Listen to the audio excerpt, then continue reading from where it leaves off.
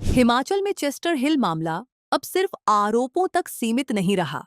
अब सरकार action mode में आ चुकी है। सोलन के चेस्टर हिल प्रोजेक्ट को लेकर अब बड़ा अपडेट सामने आया है। सरकार जमीन को अपने कब्जे में लेने की तैयारी कर रही है। अब खेल सिर्फ आरोपों का नहीं, जमीन के कब्जे तक पहुंच चुका है। दरअसल अतिरिक्त मुख्य सचिव राजस्व के पंत के आदेश अब उपायुक्त सोलन तक पहुंच चुके हैं और साफ निर्देश दिए गए हैं। बेनामी संपत्ति की जांच करो, धारा 118 के उल्लंघन पर कार्रवाई करो। यानी अब मामला सिर्फ फाइलों में नहीं रहेगा, सीधे जांच और कार्रवाई की तरफ बढ़ चुका है। फाइल से निकलकर अब केस मैदान में आ गया है। अब समझिए असली मुद्दा क्या है। हिमाचल में धारा 118 बहुत अहम कानून है जो बाहरी लोगों को जमीन खरीदने से रोकता है।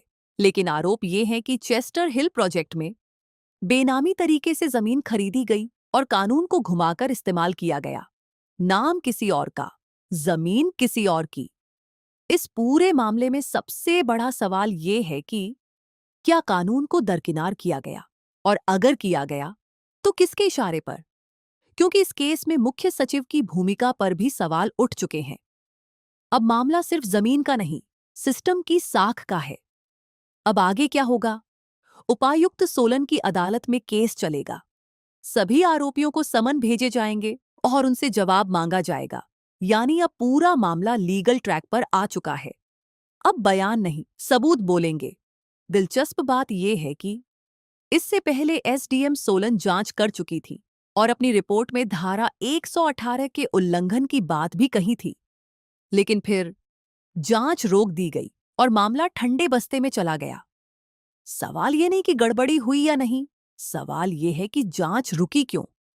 अब जब मामला फिर से सामने आया है तो सरकार ने पुरानी फाइल खोल दी है और कार्रवाई के आदेश जारी कर दिए हैं।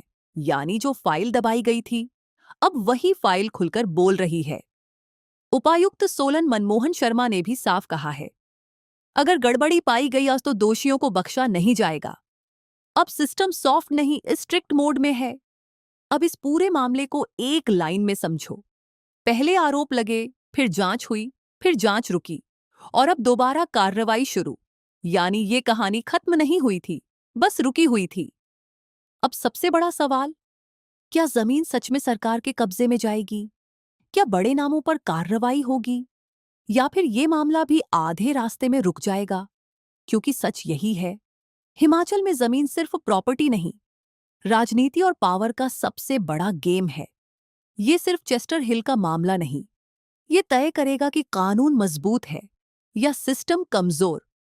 अब नजर रहेगी जांच पर, कार्रवाई पर और सबसे ज्यादा सच्चाई पर।